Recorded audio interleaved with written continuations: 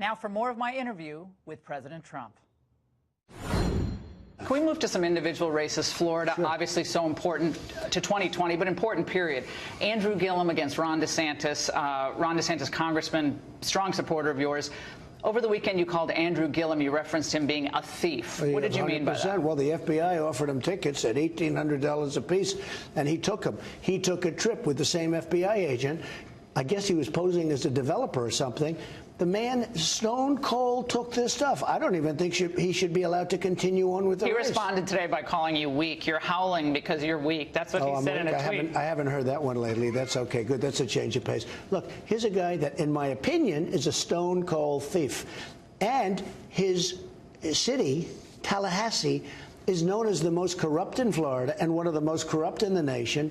He's a disaster, and how he's even close to being tied is hard to believe. But Florida can't have. If Florida has a governor like that, and I know Florida better than I know practically anywhere, Florida will become Venezuela. It will be a disaster. And you have Ron DeSantis, who is a Harvard, Yale guy. He's had a really terrific, he's a very good person. He's going to be a very good to a great governor. This other guy is a stone cold. In my opinion, he's a thief. How can you have a guy like this?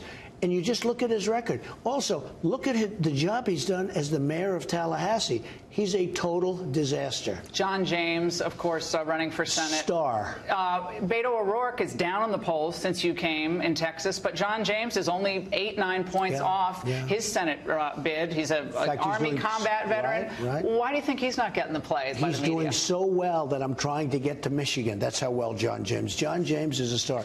African-American, great guy. And you know how John James, he was one of 4 or 5 people running.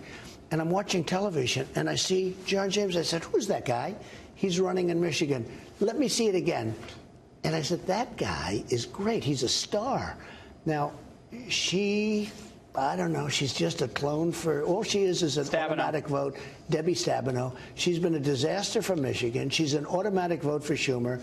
John James is a young star. And I said, I'm going to back him. And I backed him. I did a little research. I backed him. And he's taken off. He ends up winning with, not a lot of money. He ends up winning the primary.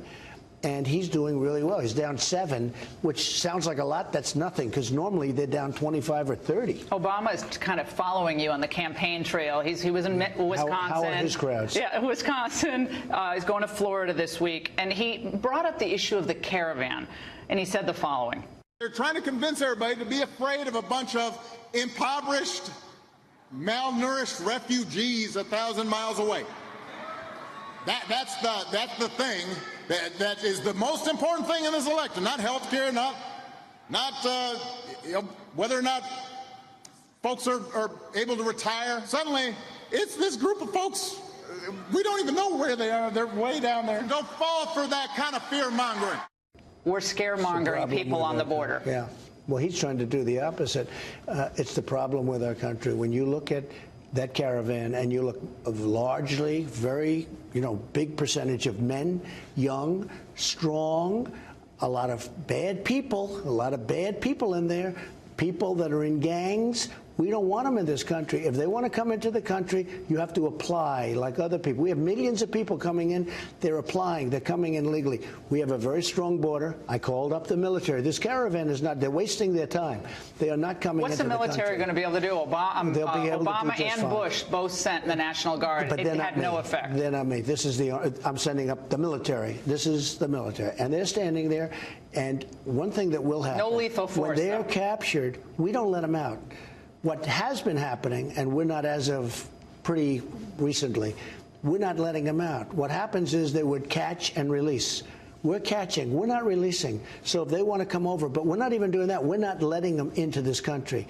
We're not going to let gang members. But what if they're applying for asylum? Isn't the law because Congress didn't change the law? If they apply for asylum, we're going to hold them until such time as their trial takes place. Where? Do we have the facilities? We're going to build tent cities. We're going to put tents up all over the place. We're not going to build structures and spend all of this, hundreds of millions of dollars. We're going to have tents. They're going to be very nice. And they're going to wait, and if they don't get asylum, they get out. And very few people, they don't actually, if you want to wait, they don't usually get asylum. You know that. 80%. The problem is they release them in, and then they have the trial 3 years later, and nobody shows up. But we are going to, unlike Obama and unlike others, we are going to take the people, we're going to put them in, and they're going to wait. And you know what? Two things happen. When they find out that that happens, you're going to have far fewer people come up. And also, President Obama separated children from parents. Nobody talks about this. So a judge came along and said, can't do it. He separated. No, President Obama separated. No, in the beginning. Okay, just so we all understand. The New York Times is saying the military, Mr. President, being called up by you is an election year play. We're being invaded. Is this politics or is this real? When you look at that, thousands of people. Somebody said, you know, now on that one they build it down. I'm pretty good at figuring out how many people. Thousands and thousands of people on the bridge. When you looked at that bridge loaded up with people, that's called an invasion of our country. This has nothing to do with elections. And I've been saying this long before election. I've been saying this before I ever thought of running for office. We have to have strong borders. If we don't have strong borders, we don't have a country. Democrats are worried about the Latino vote suddenly. They're worried they're not going to get the numbers to show up. They should be. Why? You know why? Because the Latinos, the Hispanic Americans have the best unemployment numbers and employment numbers in the history of our country. The African Americans have the best employment and unemployment numbers in the history of our country. Asians, best employment numbers in the history of our country. Women, 65 years. You know, all of these things, women have the best numbers they've had in 65 years. They should be worried. How are you going to expand into these traditionally Democratic areas? With Kanye results. West spent some time here. Great. It's fascinating. Jim Brown. Yeah, they were great. How big of an effect is West on this push for African-American support? Well, a person came into my office who does poll numbers, said, I do not believe how good these poll numbers are with African Americans. And you see what's happened with my poll numbers. But here's what also happened.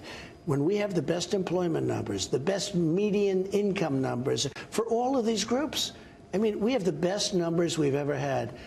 And I sometimes jokingly say it's going to be awfully tough to beat me in a debate when I have the best numbers ever produced. So I think they should be worried. They should be worried about the African Americans because they're going to lose them. Will you do some events in the inner city? I'm doing them, yeah. I already have them scheduled. One thing that I think a lot of us are very concerned about is what's happening with the market this year. It's flat for the year, down a little bit, off its record high, both the S&P and the Dow. I know you've complained about the Fed before. How much is cheap credit globally as a part of this problem? Well, remember this, President Obama had the worst recap that we've ever had since the Great Depression, okay, in terms of coming back.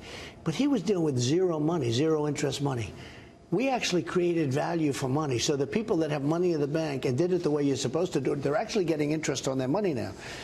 The Fed is being very tight. Now, in one way, you have to say that's very conservative. That's a good thing from the standpoint of conservative. I don't like it because it closes it down a little bit.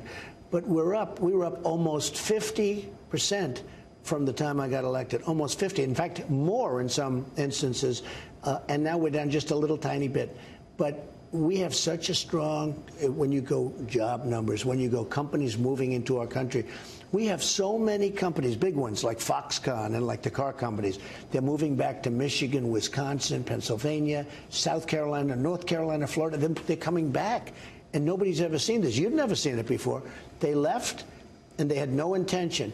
We just signed a deal with Mexico and with Canada. We did a new deal with Korea. How about Bolsonaro? You talked to him last night. What can we expect? He was great. He's called the Trump of South America. I know. I told him I'm honored.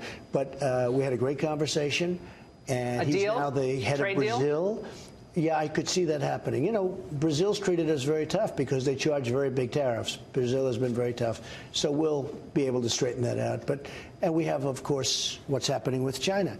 China has been really hurting our country economically.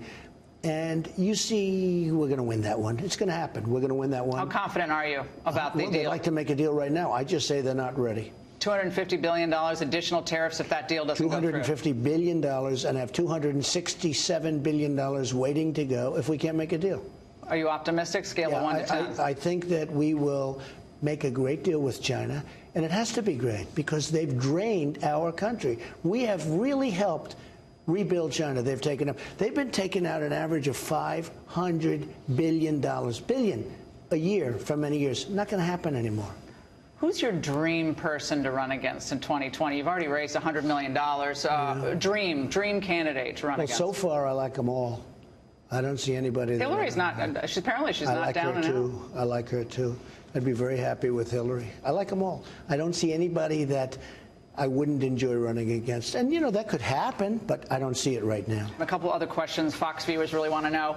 Declassifying those documents. They were kind of kicked over to the Inspector General. Why not declassify them? Get it all out. We're getting very close to doing what we have to do. I want to wait till after the election. Why are you and Rod Rosenstein such good friends now? It seems like everything's been settled. I'll tell you, I do get along, but there should have never been a special counsel, in my opinion. It's an illegal investigation, totally. A lot of people agree with me. A lot of people on your show and on other shows agree. There was no collusion. There was never any collusion. It shouldn't have ever happened. But with all of that being said, I do get along, and I have made everything available. You know why? Because I have nothing to do with Russia. Hillary was a lousy candidate, and I did a very good job. You're going to do written questions, written answers? She didn't go to Wisconsin. She didn't go to Michigan enough. She didn't do what she had to do to win. And it's just one of those things. But we have nothing to do with Russia, and I think you probably know that almost better than anybody. Written questions to Mueller's, written answers to his questions. I mean, it's ridiculous that I have to do anything because we didn't do anything. But we will probably do something, yes, where we'll respond to some questions. How's Melania doing? She's doing fantastically, really good. She's doing a great job. Just got back from Africa, and she saw some things that were very eye-opening and tremendous poverty. So we're trying to help. Thank you, sir. Thank you very much. For your time. Thank you. Thank you. Really appreciate it.